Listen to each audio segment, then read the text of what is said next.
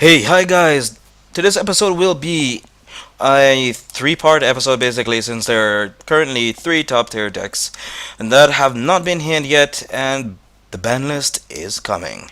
So we'll see what will happen to these decks after the next recent event, which will be the YCS in England.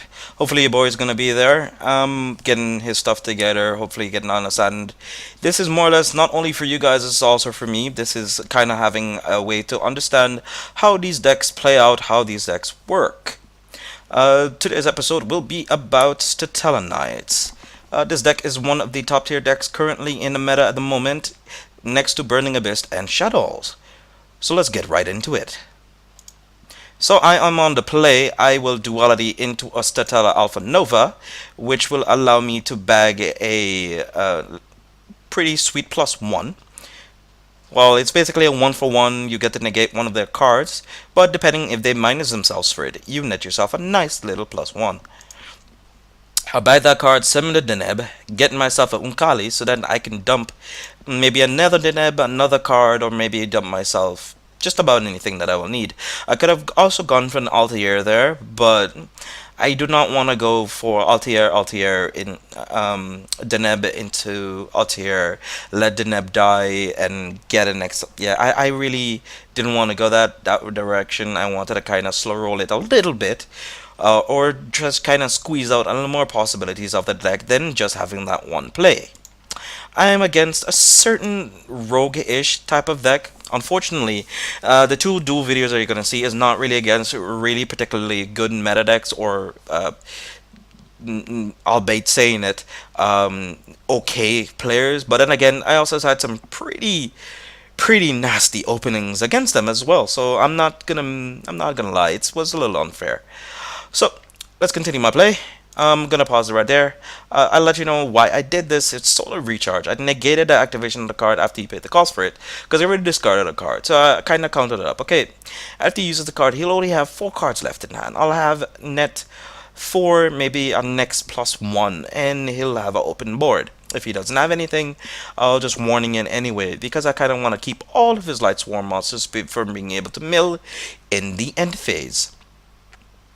Since I didn't know what he was playing, because if he was playing against Light Swarm rulers, then my hand wasn't really too particularly good, because then Satella Alpha Nova is kind of dead against the deck. So for whatever spells you can activate on them, you basically have to, or you're sort of forced to, unless it's a soul charge or anything like that. But then again, you also still have a warning.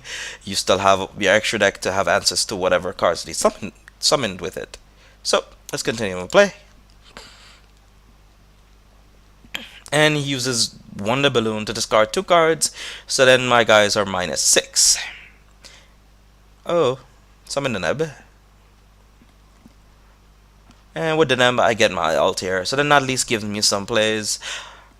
Oop, I send the bubble thing back inside the deck. It's kind of like to give him a dead card back in his deck, and he did end up drawing dead. He ended up drawing a Garroth. I did not know what he drew. Kind of knew that it was still in his hand. It could have been a Gorse, could have been a Battle Fader. But then again, I also had my Deep Prison, and I had some pretty okay answers to it. He did a pretty okay thing of trying to get rid of my Castile, even though he was in a pretty dire situation. Him having 2 cards and me having 5 cards. If you count the Call of Haunted 7, but I won't. I counted 5 because this is what I already activated already. This is what's currently there at the moment. But anyway, let's continue the turn. Deep Prison instead of Bottomless. I I basically did that instead. Since I already had a second Deep Prison in hand, I played 3. So I'm like, well, let's let's just do that instead. And then he summons it, and he scoops. It's not really too much that he could done with it, really. It's not much at all. It's kind of one of the situations where if your opponent opens like Stella Alpha Nova and plus a warning, it's you're just sitting so far behind. It's not even funny. You could even top deck to like a Shadow Fusion or anything like that, which would have been, oh, there it is. Huh. You could have probably top decked like a Shadow Fusion or anything like that, and that would have been pretty alright. Next off, we are gonna check out reading the cards. And right off the bat, you can kind of see that he's playing Meta Phantom Beast. So as I was saying before, it's not necessarily all too meta. Well, there are some pretty okay meta cards in here, but it's not really all too meta. A few cards I probably would not run in here, like Stardust or well, it depends on his outs. That's, I guess, what he was probably going to play out to. Now, let's see then.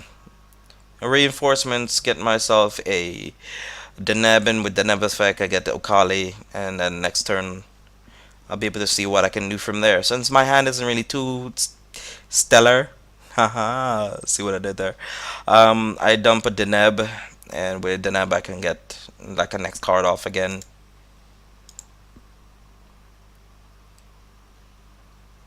Oop. Darkhold got rid of my card. This is kind of like a small mistake that he made there because he used Darkhold. Didn't quite read what my card did. It's once per turn. During either player's turn, you can detach one material from this card, and all concealer monsters you currently control are unaffected by spells and traps. So it's kind of like he did Darkhold, get rid of my board, which was already established, and this is one of the reasons why in certain rogue decks I do not quite agree with playing stuff like Darkhold if you're playing against the meta deck, because as oftentimes the meta decks decks the meta decks are currently like have very established boards, stuff like Midrash, stuff like Burning Abyss, stuff like Stellar that just don't really particularly care what the hell you do to their board. They just can just rebuild with call it a haunted or soul charge. And with shadows, they kind of just, okay, the Falcon was set, I'll just summon Falcon, flip Falcon, summon a monster you destroy with Darkhold, just get back the same monsters you popped. And he did Krita swap, not remembering that, hey, it's unaffected by spells and traps. So that kind of went awry. And he had a Mirror Force in prison that he could have activated during my battle phase last turn, and he didn't do it. So now he's just being punished for it, or punished for his small little mistakes also. I'm kind of slow rolling him as well, but I'm only doing it in a sense because I don't want to make any plays. I kind of want to sit on this one monster until he finds an answer for it, and then I'll respond after. And that's what he's trying to do. It was a pretty okay try, but just not really a way that he could have fight himself way out of this one. Battle phase, attack again to prison. Chain. He could have trained Mirror Force, but he did not chain it. Maybe trying to save the Mirror Force or something a little more important. But then there's oftentimes, hey, if this thing attacks me, I'll go to 200 life points. And knowing that he plays like a warrior deck or a rank 4 deck, there's a possibility he probably plays Cowboy. And that's what happened. And he got shot in the face. Blah. But in any case, guys, I'm going to be doing this a little more often for you so then you can have some more insight into what cards are in the meta at the moment. I am currently playing this variant of Stellar Knights, done by a Yugi tuber, DP Pro or DP Pro or something like that. And I liked his take on the whole deck without any emptiness in it.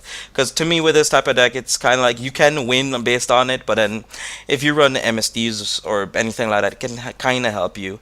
Personally, like how the OCG runs it, I think they run 2 MSDs and 1 Night Beam, but this is also fine.